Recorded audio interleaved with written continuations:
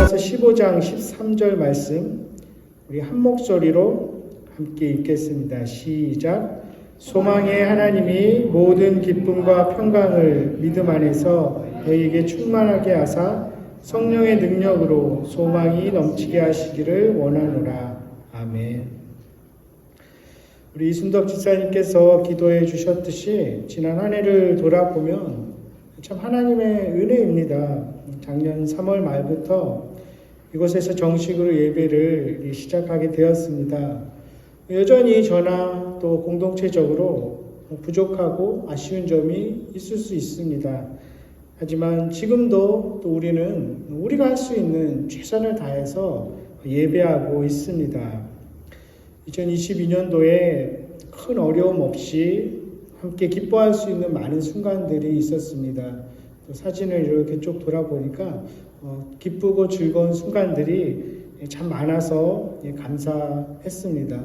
물론 함께 했던 분들 중에 지금은 함께 하지 못하는 분들도 있고 또 그때는 없었지만 또 같이 지금 함께 하시는 분들도 있고 또 새해에 더 많은 분들 또 함께 하시면서 풍성한 은혜를 누리기를 참 바랍니다.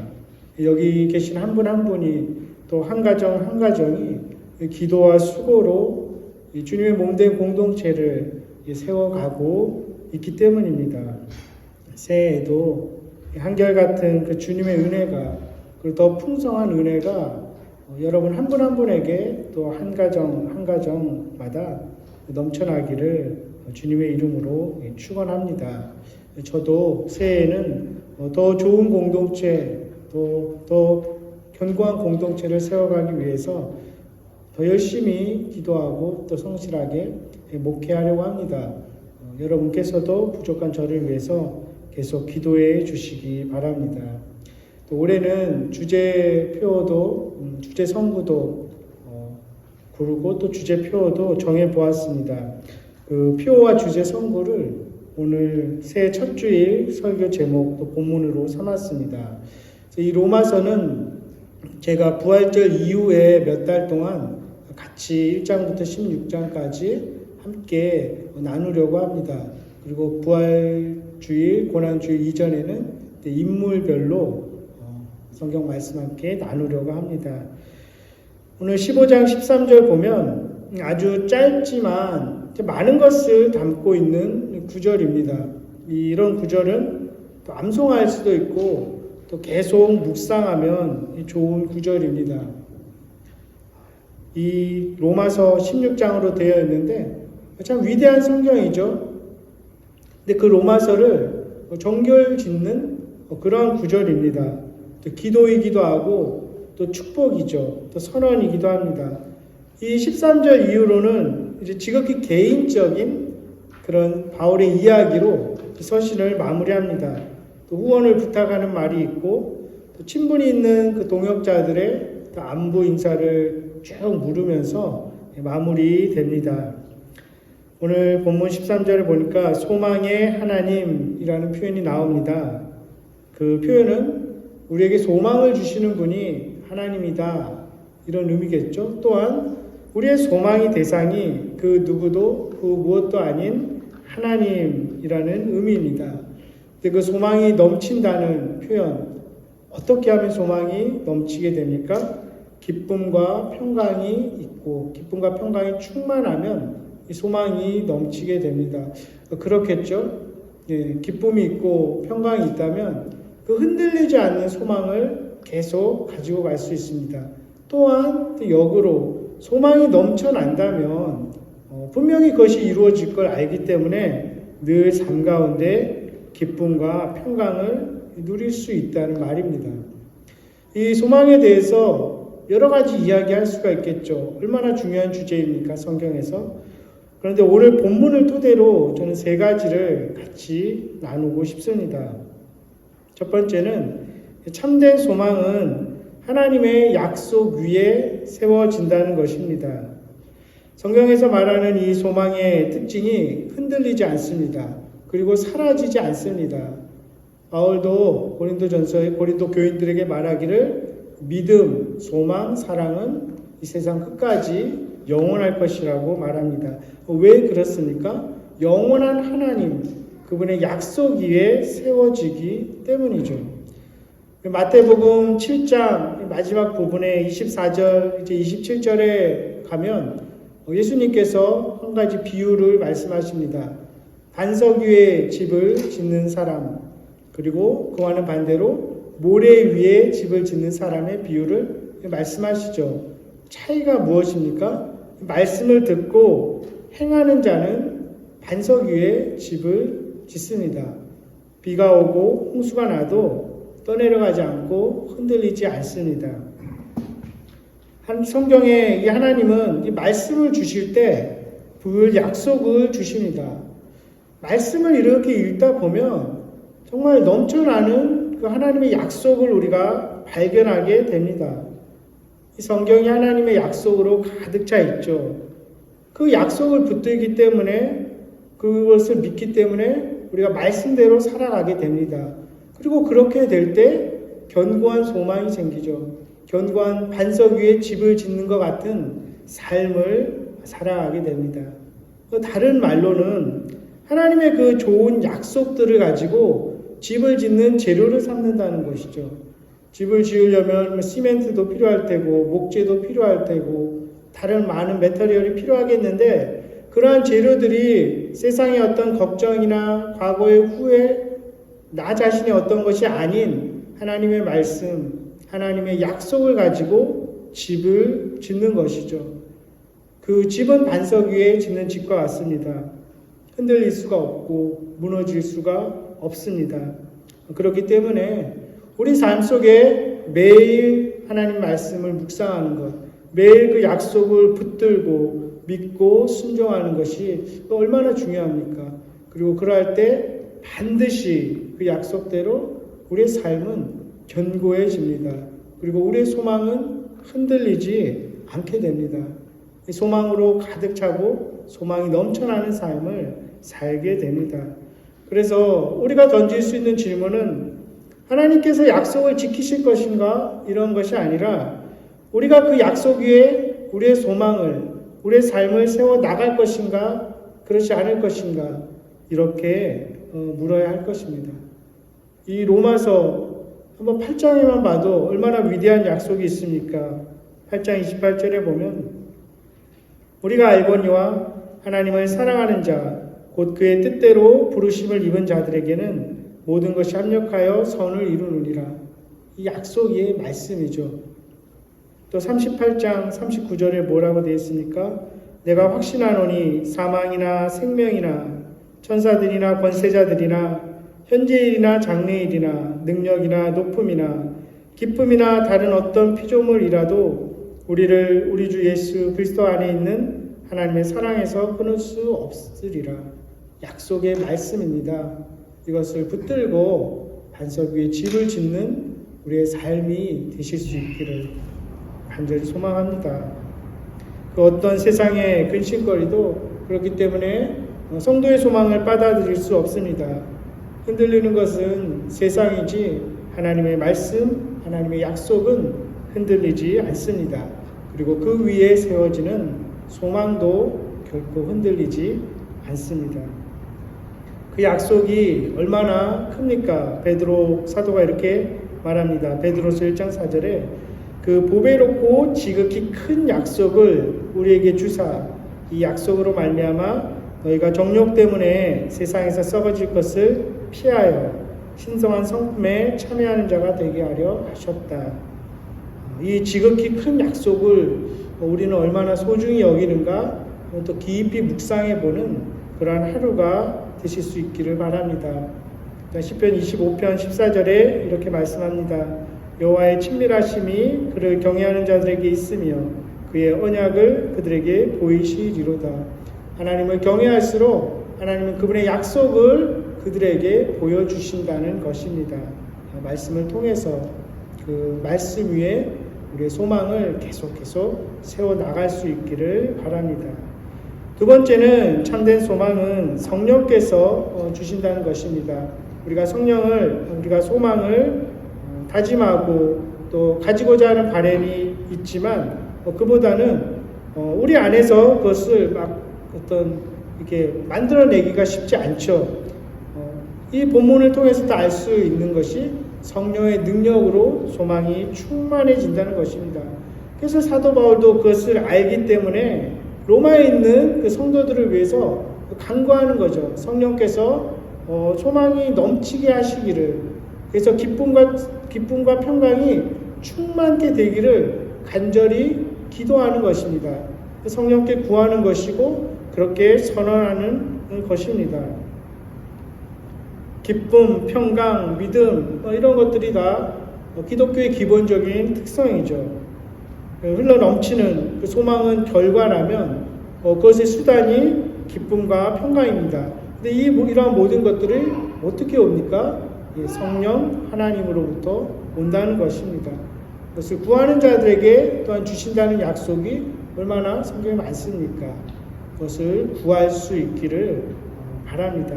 세 번째로는 조금 길게 같이 나눌 텐데, 그렇다면은 이 공동체 안에서 혹은 우리가 살아가면서 이러한 참된 소망을 누리기 위해서, 그리고 소망이 넘치는 그러한 개인의 삶, 그러한 공동체를 위해서 우리는 무엇을 할 수 있을까? 무엇을 해야 할까? 여러 가지 있을 수 있지만 오늘 본문 그리고 전후 문맥을 보면 이렇습니다. 14장 1절부터 쭉 나오는 요지가 뭐냐면 다른 이들을 위한 삶입니다. 조금 더 나아가서 그 전에 막 신학적인 이야기들을 하고 유대인의 구원받는 이야기를 9장 11장까지 길게 조금 어렵게 막 이야기를 한 후에 이제 12장부터 실질적인 그 실천을 사도 바울이 이야기합니다.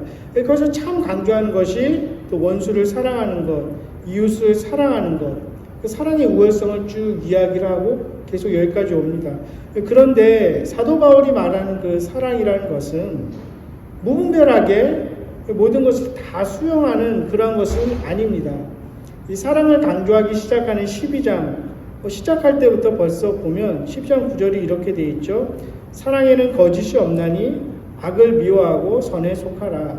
사랑이라는 것은 거짓된 거, 잘못된 가르침, 잘못된 말 이런 것이 없어야 된다는 것입니다. 그리고 사랑한다면 악을 미워한다는 표현도 있죠. 잘못된 것, 악한 것을 미워하는 게 사랑한다는 것입니다. 그리고 선에 속하라. 조금 다르게 말하면 하나님이 원하시는 것을 하라. 하나님이 원하지 않는 것은 하지 말라. 이렇게 풀어 해석할 수도 있습니다. 또 사랑하기 위해서는 거룩해야 되고 하나님이 원하시는 것 그런 것들에 늘 의도적으로 계속 추구해야 된다는 것입니다. 그렇기 때문에 사도 바울도 그렇고 또 사랑을 참 많이 이야기하는 사도가 있죠. 누구입니까?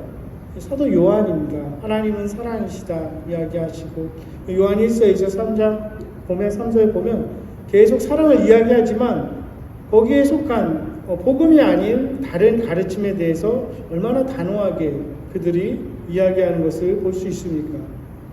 기독교가 말하는 그 사랑이 어떠한 것인지, 사도 바울이 지금 말하고자 하는 사랑이 어떤 것인지를 파악하게 됩니다. 요한계시록 2장 1절에서 7절 한번 찾아보실까요? 찾아보실 수 있는 분은?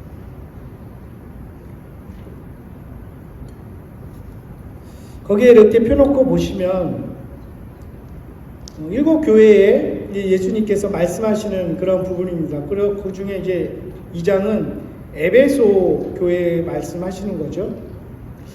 그런데 에베소 교회를 칭찬하는 부분도 있습니다. 그리고 책망하는 부분도 있죠. 어떤 것을 책망했죠? 처음 사랑을 잃어버렸다. 첫사랑을 잃었다. 예전 같지 않구나. 이것을 책망하시는데 또 칭찬받는 그런 모습도 있습니다. 무엇이냐면 니골라당의 행위를 너희도 미워한다. 그리고 2절 3절을 보면 자칭 사도라 하되 아닌 자들을 시험하여 거짓을 드러낸 것. 온전하지 못한 잘못된 복음을 가르치는 자들을 배척한 것을 칭찬하는데 그 표현 중에 이런 표현이 있죠. 나도 미워한다. 몇 절에 있죠? 나도 미워한다. 이런 표현이 있어요. 예수님도 그 사랑의 예수님도 미워한다는 그런 표현을 씁니다. 그렇다면 예수를 믿고 예수의 제자된 우리가 예수님이 미워하시는 것들을 우리도 미워하는 것이 마땅하지 않을까요? 예수님은 미워하는데 우리는 아니야, 사랑을 해야 돼. 우리는 다 수용하고 용납할 수 있어. 이것은 성경적이지 않을 것입니다. 궤변일 것입니다. 이러한 것이 지금 사도 바울은 이 문맥에서 말하는 선을 이루고 덕을 세우는 그 바탕에서 사랑을 이야기하고 있습니다. 그러면서 14장에 이렇게 쭉 보면 이웃을 넘어지게 하지 않고 또 해를 끼치지 않고 덕을 세우는 그런 건설적인 것들을 쭉 이야기하죠. 우리 모두가 실천하고 있는 것들입니다. 그러면서 그들이 잘 몰라서 그렇다는 그런 뜻으로도 이야기합니다. 그럴 때는 가르쳐야 한다. 그들이 양심을 강하게 해야 된다. 이런 표현을 쓰는데 요즘 사실 가르치기가 얼마나 힘듭니까? 그렇죠. 누군가를 가르친다는 것이 쉽지 않고 가르치려 들면 또 이렇게 불쾌할 수도 있습니다. 또 요즘은 스스로 배울 수 있는 기회도 많지만 어떻게 가르칠 수 있을까요? 우리가 삶으로 계속 보여주는 것이죠. 그리스도인은 이렇게 사는 것이다. 그리스도인들은 이런 말을 한다. 계속 보여주면서 가르치는 것입니다. 그런 시대를 우리가 살아가고 있습니다. 사도 바울이 이렇게 사랑하고 남을 위한 타인을 위한 삶 이런 것들을 왜 계속 이야기합니까? 예수께서 그러셨기 때문이다. 그렇죠? 하나님이 그들을 받으셨다. 그리고 그리스도께서 죽었다가 다시 살아나사 그들과 우리의 주님 되셨다. 14장 9절에 그리고 우리가 다 같이 형제와 자매다. 그리고 우리 모두가 다 하나님 앞에 심판대 앞에 설 것이기 때문에 우리는 서로 사랑하고 받아들이고 참 진리 안에서 이런 것들을 계속 이야기합니다. 그런데 여기서 이제 읽다 보면 발견한 것이 강한 자라는 개념하고 약한 자라는 개념이 나옵니다.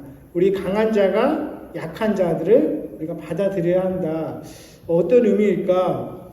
해석이 여러 가지 구분할 수 있지만 본문만 놓고 보면 약한 자들은 그때 당시 이제 막 유대교에서 기독교인들이 된 자들입니다.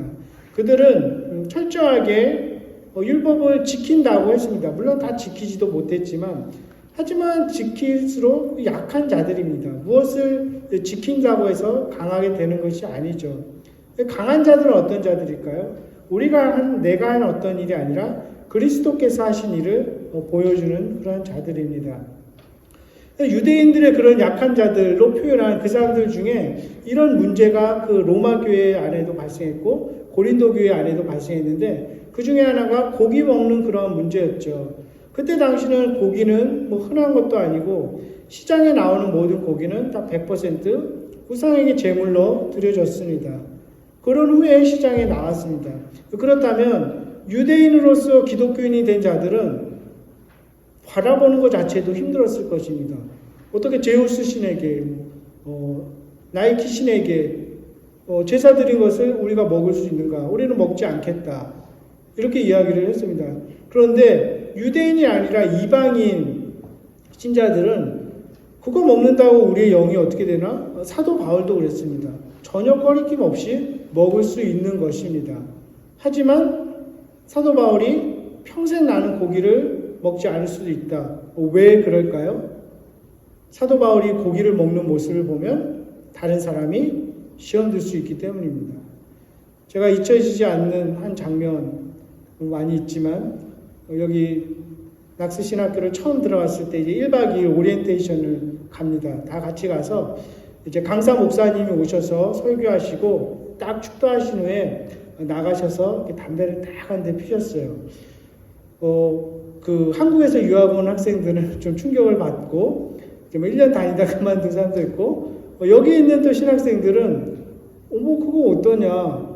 그리고 이제 저녁 때 교수님들이랑 뭐 와인 파티 뭐 이런 것도 하고 물론 이제 거의 대부분의 제 기억으로는 한국 학생들은 들어가서 기도하다 그냥 잔 것 같아요. 어떤 것이 있을까요? 그리고 또 하나 잊혀지지 않는 사건은 제가 전에 교회 청년부 담당할 때 어떤 새로운 청년이 저한테 와서 고민을 털어놓습니다. 누구 형 집에 갔는데 목이 말라서 냉장고 문을 열었더니 I am Canadian이 쫙 깔려 있었다고 그래요. I.M. 케네디가 뭔지 아세요? 맥주 이름인데, 그래서 이제 그 학생은 좀 시험이 든 거예요. 그래서 어떻게 생각합니까? 제가 물어봐서, 제가 그 청년 이렇게 불렀어야 돼. 그 청년도 그런 거예요. 그게 무슨 문제가 되냐? 그렇죠. 뭐 술, 담배 한다고, 구원을 못 받는 것도 아니고. 아니, 성찬식 할 때 그 와인, 알코올 다 먹지 않냐? 이렇게 얘기를 하고. 저는 이런 이야기를 했습니다. 혼자 먹는 거를 뭐 괜찮을 것 같은데, 근데 누가 보이지는 않게 하면 참 좋을 것 같다. 이런 이야기도 했습니다. 그 처음에 말한 그 목사님도 그런 거겠죠. 본인은 절대 어떤 꺼리낌이 없는 거죠. 그리고 그걸 가지고 누가 판단을 하고 뭐 정지할 수도 없을 문제입니다. 또 문화적인 차이도 당연히 있을 테고, 우리가 존경하는 디트리 보네보 목사님 그 옥중서신 보면 그분이 참 이렇게 밖에 서신을 쓰면서 무엇을 요구합니까? 면회 올 때 꼭 담배 갖고 와라. 이런 것들 보게 됩니다. 참 은혜스럽죠? 그런 것들 근데 다 문화적인 차이잖아요. 그렇죠? 어떤 중동지방에도 물이 귀하기 때문에 포도주를 먹을 수밖에 없는. 하지만 다른 사람을 생각한다면 그렇게 해서는 안 된다는 것이 사도 바울의 요지입니다. 그것이 덕을 세우는 것, 그것이 형제를 세운다는 것이죠. 그렇겠죠. 제가 끝나고 나가서 담배 피우면 보면 어떨까요? 민재, 민성이, 민호가 나도 커서 저렇게 해도 되겠구나 뭐 싶기도 하고 뭐 그럴 수도 있지만, 그러한 것들 공동체 안에서 내가 할 수 있지만, 권리가 있지만 다른 사람들을 위해서 포기하는 것, 그것이 사랑의 모습이다. 이 이야기를 계속하고 있습니다. 사실 그러면서 사도 바울은 또 하나의 공고는 하긴 합니다. 무엇을 합니까? 음식 문제도 그렇고 절기를 지키고 안 지키고 이런 것들. 어떤 사람은 이 6월절 꼭 지켜야 된다. 아니야, 이제는 지킬 필요 없어. 이런 문제에 대해서 각자 알아서 해라. 이렇게 이야기합니다. 그렇죠? 본질적인 것이 아니라면 서로 정죄하고 판단하고 그런 것이 아니라 각자 알아서 할 수 있다는 것입니다. 요즘은 무엇입니까? 다른 이웃을 기쁘게 하기 위해서 선을 이루고 덕을 이룬 것입니다.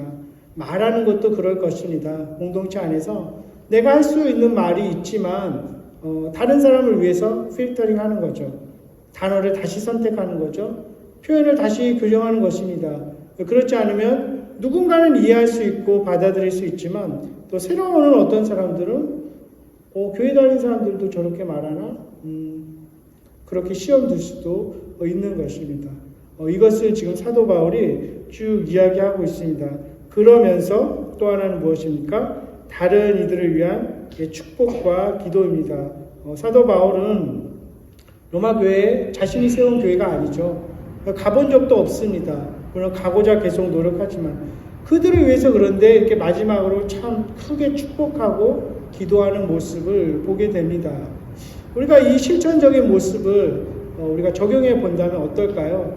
다른 이들을 위해 축복하고 기도하고 내가 할 수 있는 권리를 다른 사람들을 위해서 포기할 줄 알고 또 우리의 언행을 조정한다면 그것이 우리의 개인과 또 공동체의 소망이 넘치는 모습을 불러오지 않을까 싶은 것입니다. 이 이야기를 쭉 이 축복을 하기 전에 앞에 나오는 부분들은 어떤 부분입니까? 9절부터 이렇게 12절 쭉 보면 이것은 다 이제 구약에서 이새의 뿌리 이런 표현들도 나오는데 한 메시아 예수 그리스도를 통해서 이방인이든 유대인이든 강한 자든 약한 자든 다 함께 예배하는 우주적인 소망을 그리는 그 인용구를 쭉 이야기합니다. 그러면서 결론적으로 13절에 소망의 하나님이 모든 기쁨과 평강을 믿음 안에서 성령의 능력으로 너에게 충만하게 하기를 원한다. 이렇게 끝내고 있는 것입니다. 이 말씀을 한번 결론을 내보겠습니다. 이 하나님께서 우리에게 주시는 그 소망, 하나님의 말씀 위에 세워지는 소망입니다. 반석 위에 세우는 집과 같이 우리의 소망은 주님의 약속에 기반하기 때문에 결코 흔들리지 않고 사라지지 않을 것입니다. 그 반석과 같은 그 하나님의 말씀, 하나님의 약속 위에 소망을, 우리의 삶을 세워가는 한 해가 되실 수 있기를 바랍니다. 나의 문제나 고통이나 과거가 아닌 그 신실하신 하나님의 약속 위에 계속 날마다 우리의 삶을 세워 가십시다. 하나님의 약속은 하나님의 세계로, 늘 새로운 세계로 인도합니다. 찬양하는 것처럼 가장 완전한 길로 인도하십니다. 죄에서 벗어나며 구원으로 인도하는 비록 좁지만 탄탄하고 온전한 길로 인도하십니다. 그리고 그것을 구하는 자들에게 성령께서 넘치도록 주실 줄 믿습니다. 그리고 공동체를 위해서 또 개인의 삶을 위해서 바울의 그 실천적인 모습 우리가 본받을 수 있지 않겠습니까? 다른 이들을 기쁘게 하는 삶의 자세, 그리고 다른 이들을 위한 축복의 기도와 선언을 한다면 우리 가정에, 우리 공동체에 소망이 넘쳐날 줄 믿습니다. 약속을 믿고 붙들고 의지하는 한 해가 되실 수 있기를 바랍니다. 풍성한 소망을 누릴 수 있도록 우리 지금까지 그렇게 해오셨던 것처럼 우리 서로가 서로를 위해서 더 많이 축복하고 기도하는 한 해가 될 수 있기를 바랍니다. 그리하여 우리 가정의 공동체, 또 우리 일터와 우리가 발딛고 서는 이 땅에 소망이 넘치는 한 해가 될 수 있기를 주님의 이름으로 간절히 축원합니다. 우리 함께 기도하겠습니다.